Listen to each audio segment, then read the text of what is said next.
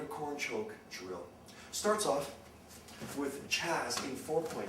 So when we have 4-point just like this, there's many different things that I can do from up top. The most typical thing is I can seatbelt just like this. Do you see how the arm that's close to his head goes to the close shoulder, and I just punch this through. The arm that's furthest away from his head just goes to the far armpit. I just connect just like this. What I'm going to do is I'm going to switch this up. See, I'm perpendicular to Chaz's spine. I'm not parallel to his spine like this, but I'm perpendicular. What I'm going to do is the hand that's closest to his head is now going to go to the far shoulder.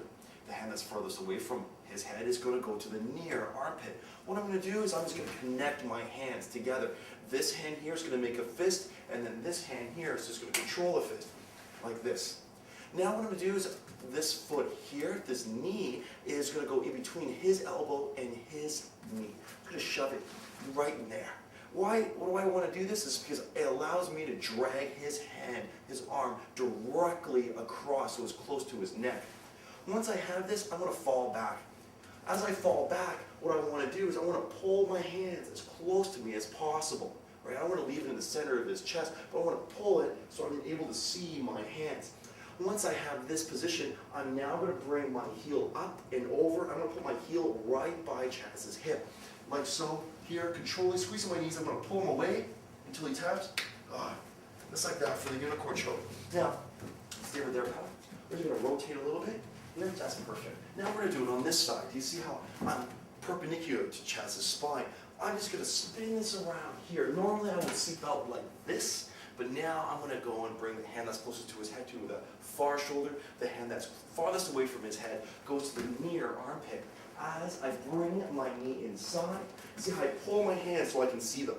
Here, I pull my hands so I can see them, and then I'm going to fall back as my foot goes over his belt, squeeze my knees together as I pull, just like a guillotine. I'm just going to pull, just like that. Now, there's actually a very simple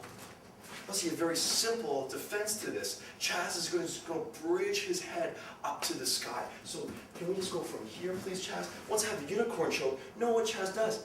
See how his eyes go to the sky, just like that. You see how there's not much of a choke for me now. He's really, really strong, so that's fine. This hand disconnects. I'm going to control his biceps. See how my knuckles just go right here to his bicep? I don't grab or anything like that. I just connect like this. Now this hand is going to go underneath his neck so that I seatbelt conventionally, and then I can pull here to get his back. Now, what Chaz is going to do is he's going to do a very conventional back escape. It's called a straight arm escape. We're going to start off from the unicorn choke. So he's got 4-point here.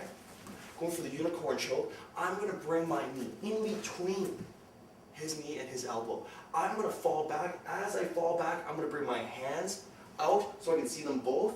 And then I'm going to bring my heel over his hip. See how he defends? He bridges his head up to the sky. I'm hooking his bicep. But as I bring my hand underneath his neck, do you see how he grabs on? See how both of his hands grabs on to my wrist. Even if I put both hooks in here, it's really tough for me to go and defend this. You see my arm is out straight. He's able to bring my arm to the other side of his neck, and then he turns it to me. See how he holds on the entire time. See how he bridges off of his neck here, and he controls just like this. So he's now in my guard. So it's really important. Chaz, can you take my back, please? You got your hooks in. So very conventional escape here. So you see how I want to control the arm that's on top of my shoulder, the arm that's going to choke me. This arm here doesn't necessarily have a choke. It's this arm that I'm worried about. So if I have this hand free, that's really easy for me. I grab on with both hands just like this, and I stretch it out, and then I bring it to this side of my head.